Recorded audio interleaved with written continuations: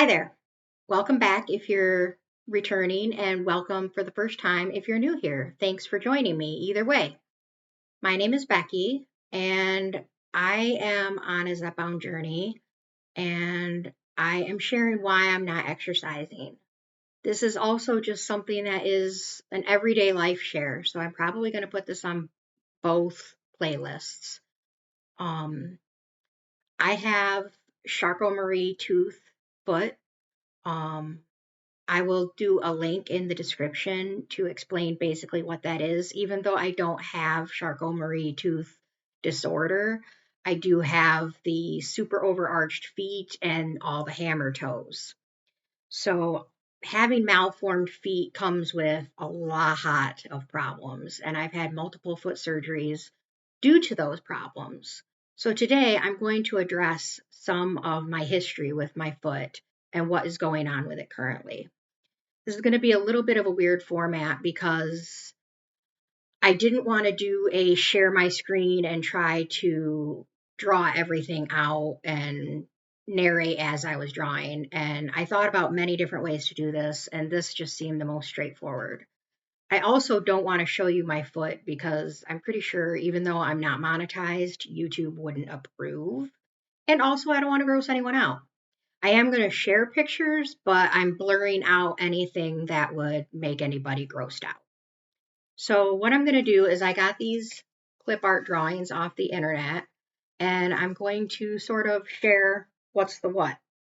So this is a drawing of the right foot. Now, one thing you need to know is I don't have a right pinky toe. Back in 2021, 2022, yeah, 2022, I herniated a few discs and they were extremely bad. Like one day I was walking fine, everything was normal. The next day I had a severe limp and severe back pain shooting down my leg. I could barely move my leg. It was like a wooden peg leg. I had a lot of nerve damage like overnight. And I didn't know what the cause was. I tried stretching, and that's when I learned that I couldn't raise my left foot up. And I didn't know it at the time, but I have drop foot because of the injuries that I suffered. It took 2 years to get into the neurosurgeon because of the way insurance works. I had to go through physical therapy and then a foot surgery and then a physical therapy. But what we're talking about today is how I lost my pinky toe, among other things. I lost my pinky toe because once I developed that herniation, and suddenly I had a very, very, very severe limp, and it altered the way I walked. And I already had all hammer toes. It altered the way I walked. So, right in there between the pinky toe and the big toe, I ended up getting, maybe I should use a pen for this. Would you guys prefer that? Let's do that.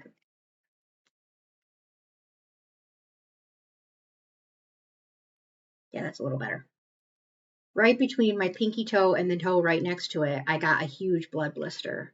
And I did not want that thing popping all over my socks because I like my socks. So I sterilized a needle to the best of my ability, washed the area, and popped the blood blister. Unfortunately, within a few days, I developed a staph infection. And it got into my bone osteomyelitis, and my pinky toe was already deformed and had a massive corn on it. So I was like, you know what? I don't want to spend 6 weeks in the hospital getting Banco. Just take my pinky toe away and see ya. So I lost my pinky toe. So that's fine. I don't really care about losing it. But another thing happened is my big toe, and I'll come back to that. There's more. After multiple surgeries, I had a Jones procedure done where one of the things they do is they stick a screw right through the top of your big toe, just like that. And then they take a tendon that's way up here and they lengthen it and cut it. And then they take your tendon that is on the top of your foot and goes over your toe. They they cut it, snip it. And then instead of pulling from up here, they attach it to a joint down here. So it's not pulling on your big toe as much. The idea being to release my toe, release the pressure on it, release the pulling, and allow it to lie flat instead of being all hammer toed. It didn't take, unfortunately, because there isn't a 100% guarantee on any surgery. And in this case, my tendons overrode the brilliance of science. So eventually, time passed, and recently I got another case of osteomyelitis, and it was in the little bones right here, right there. They're called sesamoid bones, and they had to remove those. And so they take them out, and they wrapped them. And when they heal, when they wrapped it, you have to leave it healed because staph infections, you can't get them wet. So you have to keep it clean and dry and wrapped. And they're like, just leave it wrapped until a doctor changes it for you. So my foot was wrapped for like a week a certain way. And my big toe ended up like that. There's the nail. The nail doesn't stick up that big. But so now my big toe is stuck in this position of being upward. I cannot lower it. Like I could grab it and lower it, but I cannot lower it without touching it. I can't lower it with just sheer force of will. I'm not in a Tarantino movie. So what we have is a raised big toe and then this missing pinky toe. And what happened with the pinky toe is there's, metatarsals still leading up to the foot, leading up to the toes, So you still have those metatarsals leading up to the toes.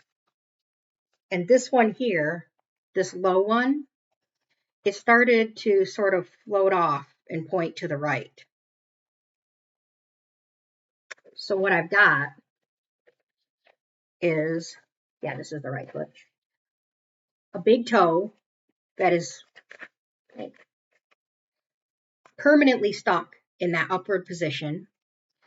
And then I have a pinky toe that is non-existent, but the metatarsal leading up to it is actually leaning to the right, like so. Yeah, it's really uncomfortable. And it formed a callus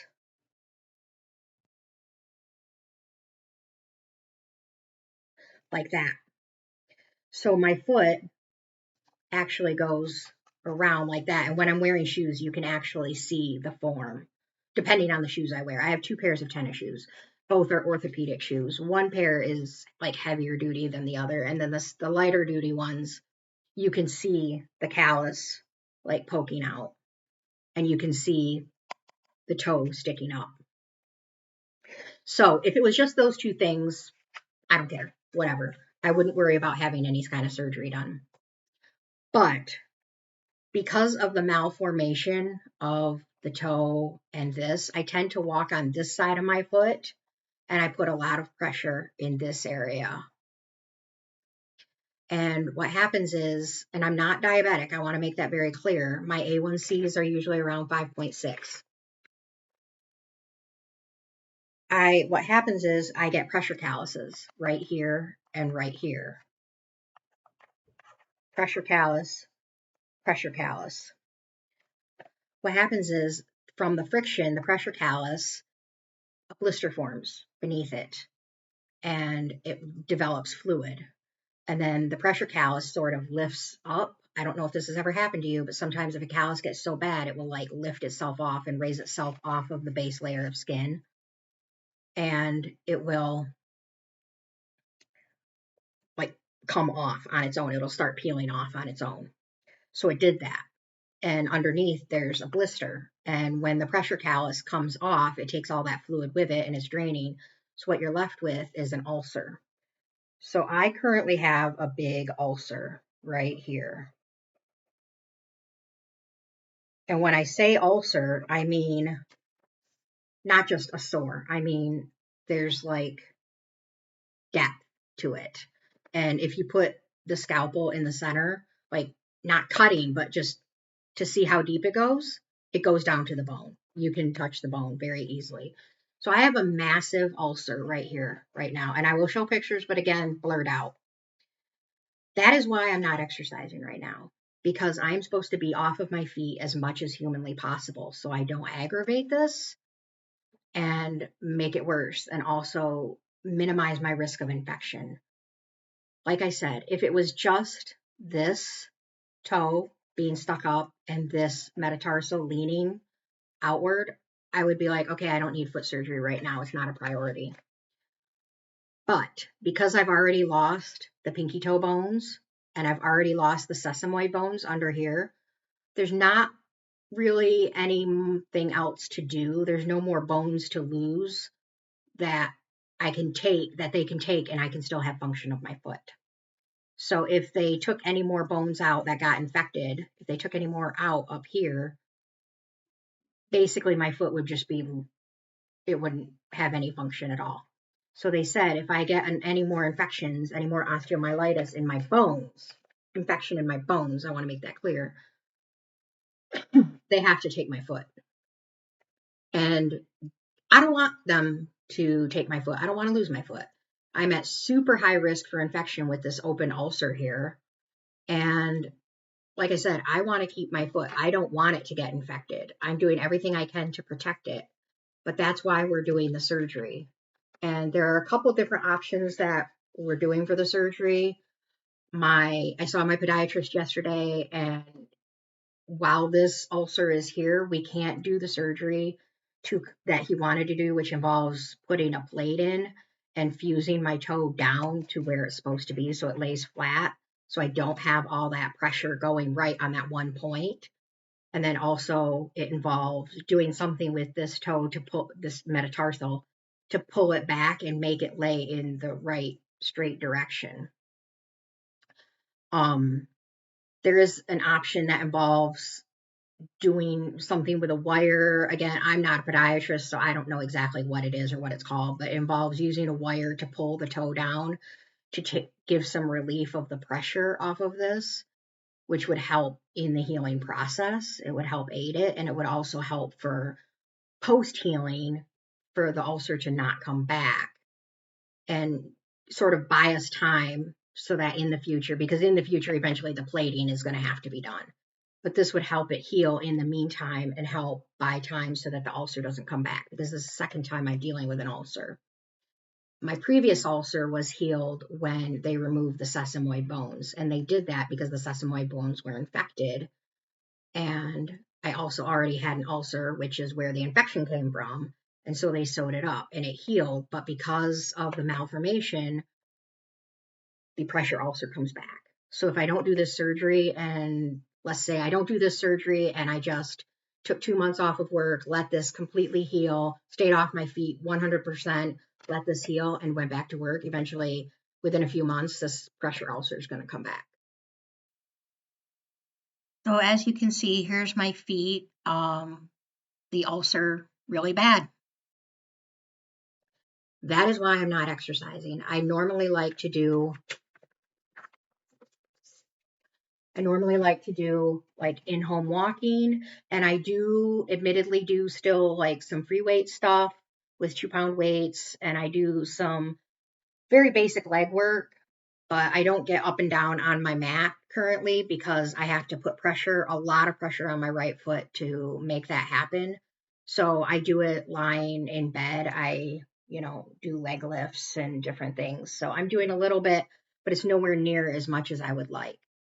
And that is why I'm not exercising right now. And that is why I need foot surgery. And that is why I have GoFundMe, so I can have this surgery, keep my foot, and take the time off work necessary to heal. If you've made it this far, I thank you for watching. Maybe give a like, maybe leave a comment if you feel like it. If you haven't yet, please subscribe. My channel is teeny tiny, and I would love to grow in the community. And, if you feel like share this video, and maybe it'll help my GoFundMe. I would appreciate it. So Thanks for watching.